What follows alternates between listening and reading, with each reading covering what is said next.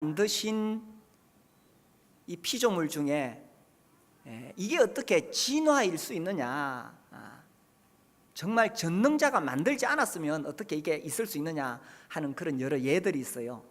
그 예 중에 빠지지 않는 것이 딱따구리입니다. 딱따구리 보셨나요? 이 딱따구리가 나무에다가 부리로 구멍을 뚫어서 이제 거기 혀를 넣어서 벌레를 잡아먹죠. 근데 이 딱따구리가 이 부리로 이렇게 구멍을 뚫을 때에 이 속도가 어느 정도 될까요?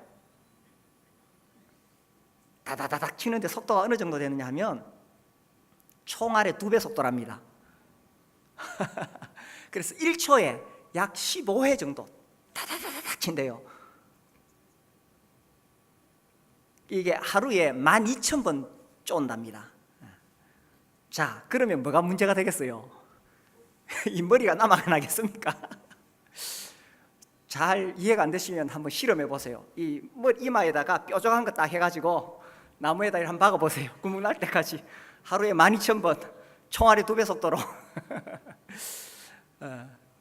그런데 하나님께서 얼마나 묘하게 만드셨어요? 이 부리와 두개골 사이에 아주 부드러운 뼈를 넣어서 충격이 완화되도록 해놓으신 거죠. 그리고 딱 부리가 쪼을 때에 뒤에 근육이 뇌를 탁 잡아당긴대요. 충격이 안 가도록. 그리고 그 뇌를 이렇게 부드러운 걸로 탁 보호하고 있다는 거예요. 이 총알의 2배 속도로 쪼는데도 뇌가 괜찮은 거예요. 그리고 이제 나무에 딱 붙기 위해서 발톱이 4개인데 2개가 위로, 2개가 밑으로 딱 이렇게 고정이 된다는 거예요. 그리고 꼬리, 꽁지가 아주 단단해서 나무에다 탁 밀착시키는 거예요. 그러니까 온몸이 나무에 딱 붙은 상태에서 다다다닥 치는데 뇌는 멀쩡하다는 거죠. 그리고 이제 그 나무에 구멍을 뚫어서 그 안에 있는 벌레를 잡으려면 혀가 그 안으로 들어가야 되는데, 그러니까 길어요, 혀가. 그 긴 혀를 말아가지고 뿌리 속에 있으면 숨 막혀 죽는데요. 하나님 어떻게 하시냐면 오른쪽 콧구멍으로 이 혀가 나와서 뇌를 한 바퀴 둘러서 여기 이제 2가닥으로 갈라져서 뇌를 한 바퀴 둘러서 뿌리에서 하나로 딱 합친대요. 제가 그걸 그림을 봐도 잘 이해가 안 됩니다. 아무튼 이게 이 긴 혀가 이렇게 해가지고 딱 있다가 나중에 벌레를 먹을 때는 여기 혀가 딱 풀려가지고 나무 속에 들어가서 벌레를 잡아먹는데요. 신기하죠? 그래서 어떻게 이런 것이 저절로 생길 수가 있느냐, 이런 예가 한두 가지가 아닙니다. 그래서 하나님께서 이 만물을 만드실 때 얼마나 지혜롭게 만드셨냐는 거예요. 그 하나님의 지혜에 있어서 무한하다는 것입니다. 하나님의 거룩하심에 있어서도 무한하고. 제가 지난주에 성경을 쭉 읽다가 역대하를 읽었는데 여기 므낫세 이야기가 나옵니다. 역대하 33장에 보시면요, 이 구약에 나오는 왕들 중에 진짜 악한 왕들 2사람을 들라 그러면 이 므낫세와 아합입니다. 이 므낫세가 얼마나 악한지 이 33장에 보면 온갖 우상들을 다 섬기는데 얼마나 이 심각한 우상 숭배자냐 하면 심지어 5절에 보니까 하나님을 예배하는 성전에다가 우상을 갖다 놨는 거예요. 하나님 섬기는 하나님을 예배하는 그 성전에다가 1월 성신의 제단을 쌓고 또 흰놈의 아들 골짜기에서 그의 아들들을 불 가운데 지나가게 하며 점치며 사술과 요술을 행하며 신접한 자와 박수를 신임하여 온갖 죄악을 다 저질렀습니다. 그래서 이 9절에 보면 유다와 예루살렘 주민이 므낫세의 꾀임을 받고 악을 행한 것이 여호와께서 이스라엘 자손 앞에서 멸하신 모든 나라보다 더욱 심하였더라. 세상에 이렇게 악한 왕이 없었다는 것입니다. 그래서 하나님이 10절에 여호와께서 므낫세와 그의 백성에게 이르셨으나 그들이 듣지 아니하므로 여호와께서 아수르 군의 왕의 군대 지휘관들이 와서 치게 하심에 그들이 므낫세를 사로잡고 쇠사슬로 결박하여 바벨론으로 끌고 가니라. 그 왕을 포로로 잡아서 바벨론으로 끌고 간 거예요. 12절 보세요. 그가 환난을 당하여 그의 하나님 여호와께 간구하고 그의 조상들의 하나님 앞에 크게 겸손하여 기도하였으므로 하나님이 그의 기도를 받으시며 그의 간구를 들으시사 그가 예루살렘에 돌아와서 다시 왕위에 앉게 하시매 므낫세가 그제서야 여호와께서 하나님이신 줄을 알았더라. 제가 이 말씀을 읽으면서 하나님은 정말 그 자비하심에 있어서 무한하시구나. 어떻게 이런 사람을 이렇게 용서할 수가 있겠어요? 우상 숭배에서 망한 나라가 수없이 많은데 그 나라 중에 가장 악한 왕 이 므낫세, 온갖 죄를 저질러서 먼 나라 바벨론에 포로로 갖다 놨는데 이 므낫세가 그제야 정신이 들었는 거예요. 그래서 하나님께 간구하고 하나님 앞에 크게 겸손해서 하나님 나를 살려주십시오. 하나님 내가 죄를 지었습니다.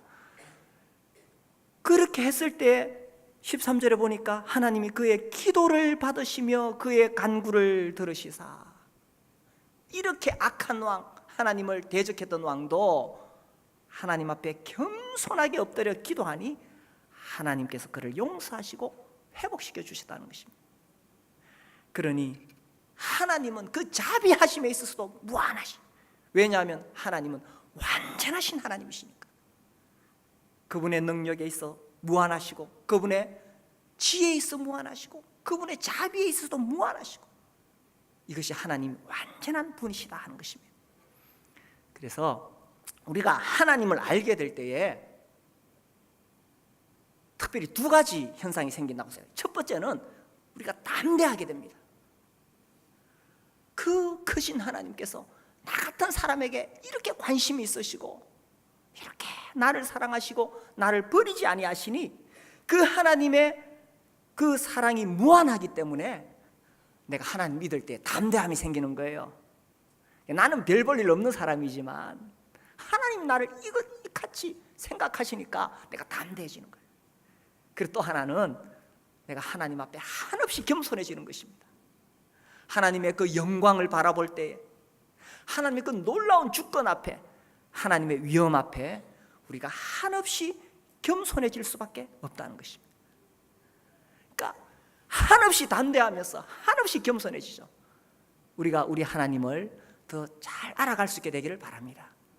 우리가 하나님을 절대적으로 신뢰할 수 있는 이유가 뭐냐? 하나님은 완전한 분이시니까.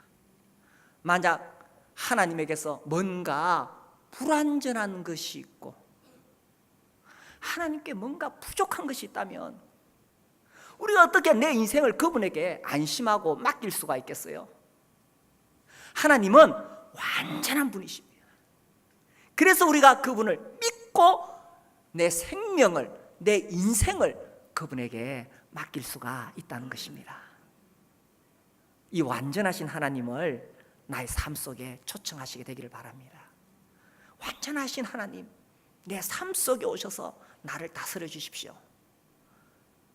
완전하신 하나님, 내 가정에 오셔서 다스려 주십시오. 이렇게 완전하신 하나님을 내 삶 속에 모시고 살아가게 되기를 바랍니다. 상대적으로 우리 인간은 불완전한 존재이죠. 우리 인간은 불완전합니다. 어떻게 완벽한 사람 보신 적 있습니까?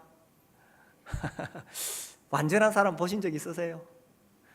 그런데 우리는 꼭 내 주위에 있는 사람이 완벽하기를 요구한다는 것입니다. 그래서 집에 가면 남편에게, 아내에게 완벽하기를 요구하죠. 안 그러신가? 나만 그런가? 그래서 집에 가면 왜 부부간에 가끔씩 이렇게 부부 시합을 합니까? 우린 싸움은 안 합니다. 부부 시합을 하지. 내 아내가 완벽하기를 바라니까, 내 남편이 완벽하기를 바라니까 한 번씩 이 불꽃이 튀는 거예요. 왜 그런지 아십니까? 내가 왜 내 아내에게 완벽한 걸 요구하는지 아십니까? 내가 완벽하지 못하니까 그런 거예요. 내가 완전하지 못하니까 상대방에게 자꾸 그걸 요구하는 거예요. 내가 완전한 사람이면 상대방에 그걸 요구하지 않습니다. 그래서 내가 완벽하지 못하니까 부모는 자식이 완벽하기를 요구하는 거예요. 어렸을 때는 내 자식이 완벽한 것 같아. 그런데 어느 날 그 꿈이 깨어지는 날이 오죠. 언제입니까? 자녀들이 사춘기를 지날 때 자식인지 왼수인지 모르겠다. 그런데 우리 자녀들은 완벽한 존재가 아닙니다. 우리 자녀들도 때로는 부모님이 완벽해지기를 요구하죠. 왜 우리 아버지는 저러실까? 왜 우리 엄마는 저럴까? 이 자녀들은 또 우리 부모가 완벽하기를 요구합니다. 그러나 아무도 완벽하지 않습니다. 혹시 목장에서 우리 목자님이 완벽하기를 요구하지 않습니까? 내가 완벽을 요구하는 것은 딱 들여다보면 내가 완전하지 않다는 것을 드러내는 거예요. 그래서 아무도 완전한 사람이 없습니다. 우리는 죄를 지어서 죄인입니까? 아니면 죄인이라서 죄를 짓습니까? 이걸 정말 우리가 얼마나 뼈저리게 느끼는가요? 우리는 근본 죄인입니다. 우리가 왜 완전하지 못한 사람이 되었느냐? 완전하신 하나님의 보호와 완전하신 하나님의 공급을 나 스스로 거부했기 때문입니다. 우리 인간이 하나님, 그 완전하신 하나님 안에 거할 때에 우리가 완전한 보호를 입을 수 있는데 그 보호를 거부했기 때문에 우리가 불완전한 인간이 된 거예요. 그래서 이 뱀이 와서 여자를 꼬실 때 넘어간 거죠. 그래서 하와에게 네가 그것을 먹는 날에는 네 눈이 밝아 하나님과 같이 된다. 그래서 이 선악과를 따먹고 그때부터 사람은 자기가 스스로 하나님 노릇을 하는 것입니다. 자기 스스로 자기 인생의 주인 자리에 앉았는 거예요. 완전하신 하나님을 떠난 그 순간부터 인간은 인생이 망가지고 불완전해지게 되었다는 것입니다. 우리 로마서 1장 말씀을 보겠습니다. 로마서 1장 우리 잘 아는 말씀 28절부터 31절까지.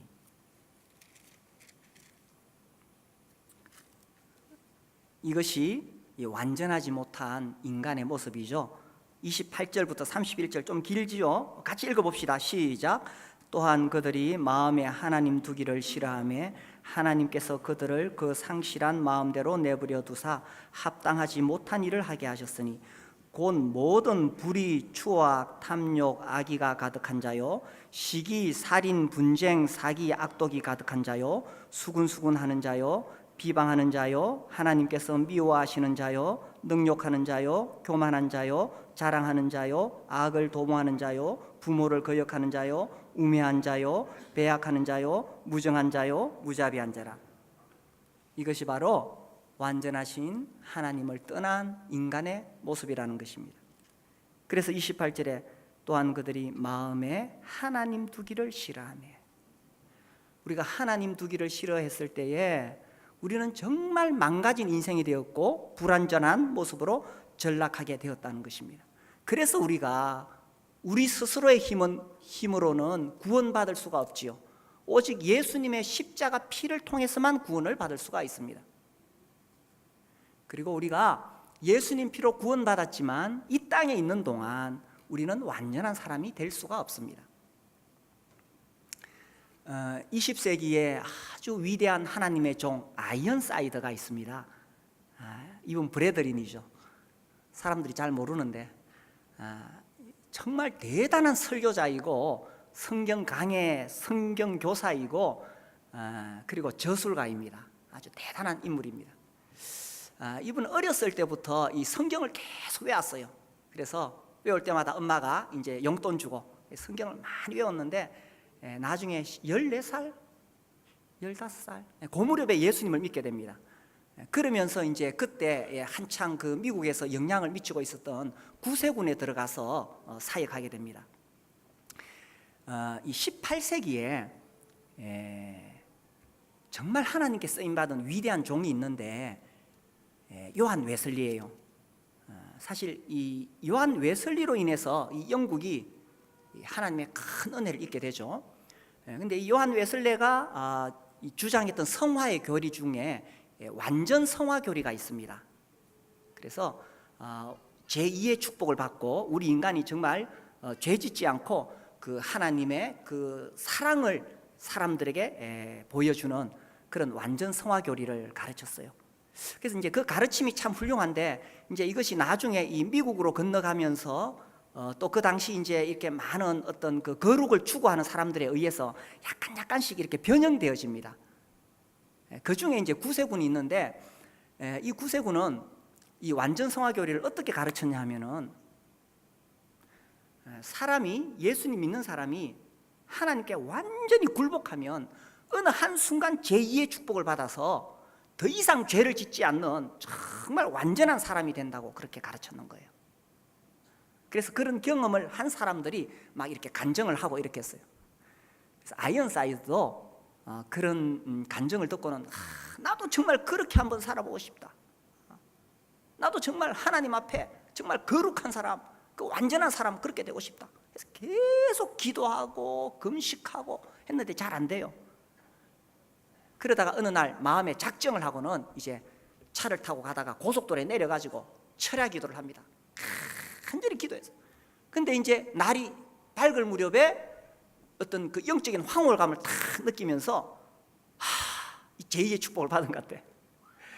그래서 돌아가가지고 이제 사람들에게 간증하기 시작했습니다. 나도 이런 경험을 했다. 더 이상 나는 이제 이 죄와 멀어졌다. 강력한 어떤 그런 감동을 받으니까 이제 뭐 죄하고는 멀어지는 거예요. 정말 하나님만 찬양하게 되고 하나님만 노래하게 되고 말할 수 없는 어떤 그런 경험을 하게 됩니다. 근데 그것이 계속 될까요? 사람이 강력한 어떤 영적인 충격을 받으면 어느 기간은 정말 완전히 죄로부터 멀어질 수 있습니다.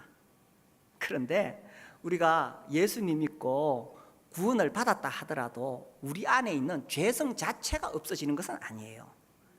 그래서 어느 일정 기간이 지나니까 아이언사이드가 깜짝 놀래요. 자기는 이제 완전 성화된 줄 알았는데 여전히 자기 안에 죄성이 있다는 걸 보고 매우 충격을 받습니다. 또다시 하나님께 부르짖고 기도하고 아무리 발버둥 쳐도 안 되는 거예요. 정말 이 중심에는 하나님을 사랑하는 마음으로 하나님을 향해서 갈구하고 있는데 그렇게 되지 않는 자기 자신을 보면 어떤 현상이 일어나는지 아닙니까? 신경쇠약에 걸립니다. 여기 그런 경험 하신 분들 계실 거예요. 저는 대학교 2학년 때 그런 경험을 했습니다. 정말 주님 너무 사랑해서 내가 정말 주님처럼 되고 싶어서 기도하고 성경 읽고 발버둥 쳐서 어느 기간은 되었는데 또다시 내 안에 있는 죄성이 나오는 거예요. 나는 구원을 받지 못한 사람인가? 그래서 괴로운 거예요. 그래서 이게 이제 안 풀리면 신경쇠약에 걸립니다. 정말 피가 마르는 거예요. 그 이제 나중에 이 아이언사이드가 도저히 더 이상 사역할 수 없어서 요양원 같은 데 갑니다. 이제 그 요양원에 가서도 다 포기한 상태에서 이제 몇몇 자매님들 만나면서 교제하고 책을 읽고 하다가 우리 브래드린을 만나게 되는 거예요. 거기서 이런 것들이 교리적으로 정리가 됩니다. 내가 예수님 믿고 성령을 받았지만 내가 완전히 변화되는 것은 아니구나. 다만 우리가 성령 안에서 거룩한 삶을 살아가는 것이구나. 그게 정리되면서 완전히 이 브래드린 안으로 들어오고 나중에 크게 쓰임받게 되죠. 우리 인간은요 근본 죄인이기 때문에 우리 인간은 완전한 사람이 될 수가 없습니다. 물론 우리가 성령의 충만을 받고 그렇게 해서 계속 우리가 그렇게 살아가야 되지만 우리 인간은 완전한 사람이 될 수가 없다는 거예요. 우리 인간은 불완전한 존재라는 겁니다. 이런 불완전한 존재인 인간들이 모여 살다 보니까 어떻게 되겠어요? 온갖 문제가 발생하게 되겠죠. 토요일은 우리 집에 대청소하는 날입니다. 저녁에 우리 집에서 목장을 하니까 제가 하는 일은 오후에 이 재활용품을 정리하는 겁니다. 근데 우리 집에서요 비닐이 그렇게 많이 나와요. 우리 집에서 플라스틱이 그렇게 많이 나와요. 뭐 종이는 말할 것도 없고. 그래 제가 막 양손에 막 이 플라스틱 비닐 종이 박스 들고 갑니다. 그러면서 생각하기를 우리 집에서 이렇게 많이 나오는데 우리 아파트에서 도대체 얼마나 나올까? 대구에서 얼마나 나올까? 얼마나 많이 쏟아지겠어요. 근데 이게 이제 재활용이 되면 좋은데 이게 이제 바다에 버려지잖아요. 그래서 왜 물고기 뭐 죽어서 떠올라서 해부해 보니까 그 물고기 뱃속에 뭐가 있어요? 막 플라스틱이 발견되고 이러잖아요. 그죠? 그래, 우리 불완전한 인간이 결국은 이게 문명이 우리를 편리하게 해주는 것 같은데 결국은 이 불완전한 인간이 하는 짓은 환경을 파괴할 수밖에 없다는 것입니다. 불완전한 인간입니다. 이 불완전한 인간들이 모여 살다 보니까 우리는 또 불완전한 상황을 만들어냅니다. 그래서 사람과 사람이 만나는 곳에는 항상 갈등이 있고 문제가 있고 그런 거죠. 그래, 정말 서로 사랑해서 결혼했는데 남편과 아내 사이에서도 갈등이 생기고, 그죠?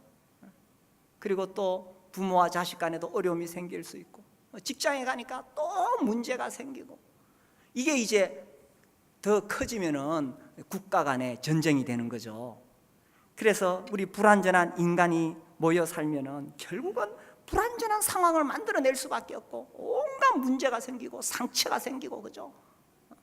갈등이 생기고 아픔이 있고 분노와 증오가 생기는 것이 이유가 다른 게 없어요. 우리가 불완전한 존재이니까. 아니, 내가 불완전한 존재이니까.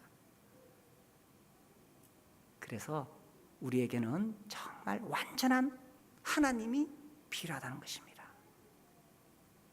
그래서 우리에게는 정말 완전하신 그 하나님이 오셔야 된다는 것입니다.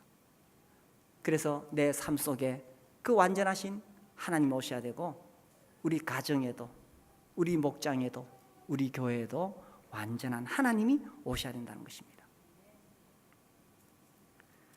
자, 이 완전한 하나님이 오셔서 어떤 일을 하시느냐? 우리 인간이 이렇게 불완전한 상황을 만들어 놨는데 하나님께서 오셔서 그 상황 가운데 완전하게 일하신다는 것입니다. 왜냐하면 하나님은 완전한 분이시니까. 우리 인간은 끝없이 죄 저지르고, 그죠? 환경 파괴하고 온갖 악한 일을 저지르는데 그 속에 하나님이 오셔서 그런 문제들을 정리하고 하나님의 완전하신 뜻을 이루어 가신다는 것입니다. 우리 창세기 50장 보겠습니다. 요셉 이야기. 요셉 이야기 우리 잘 알죠? 창세기 50장 20절.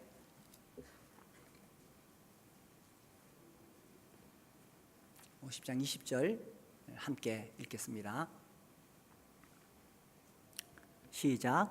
당신들은 나를 해하려 하였으나 하나님은 그것을 선으로 바꾸사 오늘과 같이 많은 백성의 생명을 구원하게 하신. 그러니까 사람은 끝없이 제저리를 하고, 놀랍게도 하나님은 그 속에 찾아오셔서 하나님의 뜻을 이루어 가신다. 사람이 저지른 가장 최악의 최고의 악은 하나님의 아들을 십자가에 못 박아 죽인 거죠. 하나님께서 세상을 사랑하셔서 우리를 구원하시려고 그 아들을 보내주셨습니다. 그런데 사람들은 어떻게 했어요? 그 아들을 향해서 비난하고 욕하고 마지막에 정말 잔인하게 잔혹하게 그 하나님 아들을 이 채찍에 때리고, 그죠?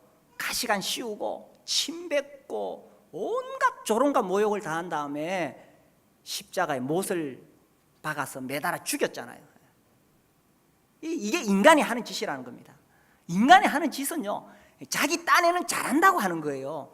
그 당시 그 유대 지도자들이 물론 그 본성에 악한 것이 있지만 그들은 그들 나름대로 하나님을 향한 열심이 있었어요. 이 유대인들은 이 바벨론 포로에서 돌아온 이후에는 절대 유일신을 섬겨야 된다는 그런 사상이 강했습니다. 근데 유일하신 여호와 하나님이 계신데 또 하나님 아들이 있다고 하니까 하나님이 두 분이 되잖아요. 이걸 못 받아들였어요. 그래서 그 하나님 아들이라고 하는 건 이건 불경한 죄니까 예수를 십자가에 못 박아 죽이는 거예요. 이게요, 어떤 선한 열심에서 했다니까요. 사도 바울도 그렇게 했잖아요. 그가 예수님 만나기 전에 예수 믿는 사람들 잡아다가 그죠? 핍박하고 감옥에 쳐넣었잖아요. 근데 그때 이 사도 바울의 마음속에는 하나님을 향한 열심이 있었다니까. 하나님을 향한 열심으로, 율법에 대한 열심으로 예수 믿는 사람들 붙잡아다가 핍박하고 옥에 가뒀어요. 그는 누구를 위해서 그 일을 했느냐? 하나님을 위해서 했다니까. 이게 인간이 하는 짓이라는 거예요. 우리 인간이 하나님을 위해서 한다고 하는데 사실은 엄청난 죄악을 저지르는 경우가 얼마나 많은 것입니다. 사도 바울이 하나님 위해서 한다고 했는데 그 예수님 나타나셔서 바울에게 뭐라고 하셨습니까? 사울아 사울아, 뭐라고 하셨어요? 네가 어찌하여 누구를? 나의 제자들을? 아니죠, 누구를? 나를 핍박하느냐. 사도 바울은 하나님을 향한 열심으로 그렇게 했다니까. 유대인들도 마찬가지예요. 예수를 십자가에 못 박아 죽일 때 여러 가지 상황 이유가 있었겠지만 그들도 하나님을 위해서 잘한다고 한 짓이 그 짓이라니까. 우리 인간이요, 내가 불완전하다는 걸 알아야 돼. 내 딴에는 이게 잘하는 것 같지만 내가 틀릴 수 있다는 것입니다. 내 딴에는 하나님을 위해서 하는 것 같지만 이것이 하나님을 대적하는 일이 될 수 있다는 것입니다. 왜요? 우리 다 불완전하니까. 우리 다 그런 존재라는 거예요. 그런데 놀랍게도 하나님은 그런 불완전한 인간이 저질러 놓은 이 악한 죄를 통해서 하나님은 완전한 뜻을 이루신다는 것입니다. 그래서 예수께서 십자가의 죽으심으로 인해서 그분이 흘리신 피를 통해서 우리를 용서해 주시고 우리가 구원받을 수 있는 길을 열어주시다는 것입니다. 얼마나 하나님의 지혜가 신비로운 것입니까? 우리 인간은 죄를 저지르고 하나님을 대적했는데 정말 큰 큰을 났는데 하나님은 그것을 통해서 인류를 구원하셨다는 것입니다. 요셉, 형들이 요셉을 죽이려고 구덩이에 던졌다가 끄집어내서 다시 이집트의 노예로 팔았다가 보디발의 아내는 요셉에게 악한 죄를 뒤집어 씌워서 감옥에 가두어버리고, 이게 인간들이 하는 짓이라는 것입니다. 인간들은 자꾸 어지럽히고 죄를 짓고 그렇게 하는 짓이에요. 그런데 당신들은 나를 헤아려 하였으나 하나님은 그것을 선으로 바꾸사 오늘과 같이 많은 백성의 생명을 구원하게 하셨다. 우리 인간은 끝없이 악을 행하는데 하나님 그것을 오히려 선으로 바꾸사 우리 인류를 구원하시도록 예수님의 그 보혈을 사용하셨다는 것입니다. 그래서요, 우리 살아가는 상황은 정말 얽히고 설키고 복잡해져 있습니다. 인간들 사는 세상에 서로 미워하고 비난하고 모함하고 배신하고, 이것이 우리가 살아가면서 만들어내는 불완전한 상황들입니다. 그런데 하나님은 그 속에 찾아오셔서 그 얽혀있는 모든 문제들을 하나님께서 풀으시고 하나님의 뜻을 이루어 가신다는 것입니다. 왜냐하면 하나님은 완전한 분이시니까. 지금 내가 처해 있는 상황이 혹시 그렇게 꼬이고 설키고 그렇게 되어 있지 않습니까? 이 막 실타래가 그냥 엉킨 정도가 아니라 막 이게 뒤틀리고 막 도저히 이 얽혀있는 실타래 내 힘으로 내 지혜로 풀 수 없어서 내 인생은 이제 여기서 끝이 아닌가 라고 낙심하고 좌절하고 있는 분이 계시지 않습니까? 이건 내가 살아가는 나라는 존재 자체가 불완전하니까 내 주위에서 자꾸 이런 일들이 일어나는 거예요. 정말 엉망진창인 인생이 되었고 다 망가져버린 것처럼 그렇게 느껴지고, 그럴 때에 하나님을 내 삶에 모셔드리기 바랍니다. 하나님께서 우리 인간의 지혜로는 도저히 풀 수 없는 그 엉켜있는 실타래를 풀어내실 수 있습니다. 왜냐하면 그 하나님은 능력에 있어서 무한하시고 지혜에 있어 무한하시고, 비록 내가 잘못해서, 그렇죠, 우리 주위에 일어나는 모든 이런 꼬여있는 상관 다 불완전한 나 때문에 생긴 거예요. 내가 무능하고 내가 인격이 덜 돼 있고 내가 부족해서 생긴 거잖아요. 다 그런 거예요, 사실은. 뭐 누구 탓할 거 뭐 있겠어요. 그렇지만 하나님은 그 자비하심에 있어서 완전하시기 때문에 므낫세를 다시 회복시켜 주신 것처럼 하나님 나를 또다시 회복시켜 줄 수 있는 완전한 분이시기 때문에 그 하나님을 내 인생에 모셔드리는 것입니다. 이렇게 할 때에 하나님께서 하시는 가장 중요한 일이 있어요. 그게 뭐냐 하면 단지 그 불완전한 상황을 고치는 것이 하나님의 가장 중요한 것이 아니라 그 상황 속에서 불완전한 나를 만들어 가신다는 것입니다. 나를 더 완전한 사람으로, 예수님 닮은 사람으로 만들어 가신다는 거예요. 물론 그렇다고 내가 이 땅에서 완전한 사람이 되는 것은 아니지만 내가 일으켜놓은 모든 불완전한 상황 가운데서 나를 더 다듬어서 한 걸음씩 예수님 닮아가게 그렇게 만들어 가시는 거예요. 우리 생명의 삶 할 때 그거 합니다. 하나님은 우리를 구원해 놓고 사람 만들어 가십니까? 아니면 우리를 사람 만들어서 구원하시는 겁니까? 먼저 뭐부터 하세요? 일단은 나 같은 사람 진짜 별 볼 일 없고 악하고 이기적이고 이런 사람 일단 구원해 놓으시죠, 그죠? 무조건 예수님 피로 씻어가지고 구원을 해 놓습니다. 너는 내 아들이다. 내가 너를 의롭다 하노라. 칭의. 일단 구원해 놓습니다. 그 다음에 뭐 하십니까? 나를 사람 만들어 가시는 거예요. 뭐 성화 그러면 너무 높은 차원이고 나를 사람 만들어 가시는 거예요. 그 상황 속에서 이제 불완전한 상황 속에서 결국은 나를 사람 만들어 가시는 거예요. 왜 우리에게 고난이 있느냐? 오늘 목회자 코너에 실었습니다만 지난주에 제가 그 방송국에 갔다가 PD가 갑자기 인터뷰를 하재요. 나는 그냥 이야기하는 줄 알았는데 녹음을 시작하더라고. 아마 6월 달에 나올 겁니다. 이렇게 그냥 쭉 이야기를 하다 갑자기 뜬금없이 왜 우리 살아가는데 고난이 있지요? 아니 앞에 이야기 그냥 끊어버리고 갑자기 그 질문을 하는 거예요. 그래서 제가 이제 생각을 해봤어요. 이게 누구나 할 수 있는 질문이구나. 아마 그 PD님은 면담할 때 누구한테나 그 질문을 하는 것 같아. 그렇죠. 왜 우리 인생에 고난이 있느냐? 다 우리가 설명할 수 없습니다. 그러나 중요한 것은 이런 불합리한 고난 속에서 하나님은 결국은 나를 사람 만들어 가시는 거예요. 욥은 사실 더 이상 말할 것 없이 얼마나 훌륭한 의인입니까? 욥은 정말 당대의 완전한 자예요. 그런데 그가 왜 고난을 받습니까? 욥이 아무리 완전한 의인처럼 보일지라도 하나님 보시기에는 여전히 불완전한 존재라는 것입니다.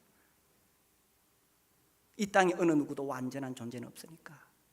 그래서 하나님께서 그런 고난을 통해서 욥으로 하여금 더 낮아지게 하시고 더 하나님만 바라보게 하시고 더 한 걸음 더 완전한 사람이 되도록 이끌어 가신다는 거예요. 그래서 우리 삶 가운데 일어나는 이런 모든 상황들, 정말 알 수 없는 고난이 있고요, 억울한 상황을 당하기도 하고요, 오해를 받기도 하고 또 경제적인 어려움을 당하기도 하고 자식이 문제를 일으키기도 하고 이런 수없이 많은 상황들이 있는데 이거 내가 풀라 그러면 풀 수가 없습니다. 그러나 완전하신 하나님이 오시면 내가 나의 모든 인생의 문제를 그분에게 온전히 맡겨드리고 기다리는 거예요. 요셉이 17살 팔려와서 30살 총리 될 때까지 13년 동안 그 불합리한 상황 가운데서도 하나님을 신뢰하고 살아갔던 것처럼 그렇게 살아가는 것입니다. 그래서 이 시간 우리의 삶 속에 이 복잡하고 정말 실타래가 엉키고 설키고 도저히 풀 수 없는 그런 상황에 빠져 있다면 하나님을 모시기를 바랍니다. 하나님은 완전한 분이시기 때문에 하나님께서 내 얽혀있는 이 인생 속에서 하나님의 완전한 뜻을 이루어 주실 것을 믿고 그 하나님을 모실 수 있게 되기를 바랍니다. 우리 함께 일어나서 기도하겠습니다. 하나님 완전한 분이십니다. 하나님 그 능력에 있어서 완전하시고 하나님 지혜에 있어서 완전하시고 하나님은 자비하심에 있어서 완전하십니다.